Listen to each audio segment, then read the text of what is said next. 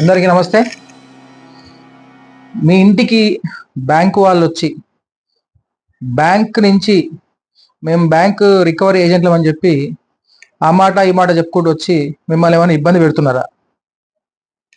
ఎందుకు ఇబ్బంది పెడుతున్నారు అనేది మీకు తెలుసా?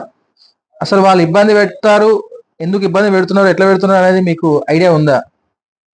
వస్తే వాళ్ళ రూల్స్ ఏంటి, ఆర్బీఐ ఏమని చెప్పింది అది మీకు తెలుసా? మెయిన్గా ఏవైనా సరే మేము బ్యాంక్ నుంచి వచ్చాము, బ్యాంక్ నుంచి రికవరీ ఏజెంట్ అని చెప్పుకున్నాము అని మీ దగ్గరకు వస్తే వాళ్ళు పొద్దున్న 8 నుంచి రాత్రి 7 మధ్యలో మాత్రమే రావాలి. అది కూడా మీరు ఏ ప్లేస్కి చెప్పి ఆ ప్లేస్కి రమ్మంటే ఆ ప్లేస్కి మాత్రమే వాళ్ళు వచ్చి మిమ్మల్ని కలవాలి. వాళ్ళు రాగానే మీరు హైరానా పడిపోవాల్సిన అవసరం లేదు. ముందు వాళ్ళకి సంబంధించిన ఐడి కార్డు చూపెట్టండి అని అడగచ్చు.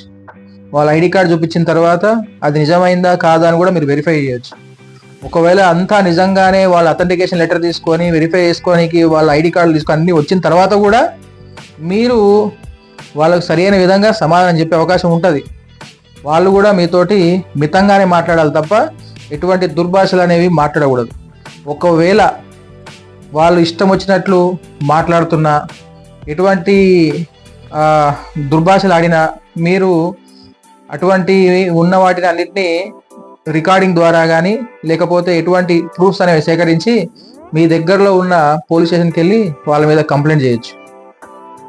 అంతేకాకుండా మీరు లేని పక్షంలో మీ ఇంటి వాళ్ళ దగ్గరకు వచ్చి కానీ మీ చుట్టుపక్కల వాళ్ళ దగ్గరకు వచ్చి కానీ మీ గురించి చెడు మాటలు చెప్పి మా దగ్గర డబ్బులు తీసుకున్నారు, వాళ్ళు ఎగ్గొట్టేశారు, వెళ్ళిపోయారు అని చెప్పేసి మీకు సంబంధించినటువంటి మంచి మర్యాదలు, మాన మర్యాదలు తీసినా కూడా దానికి సంబంధించిన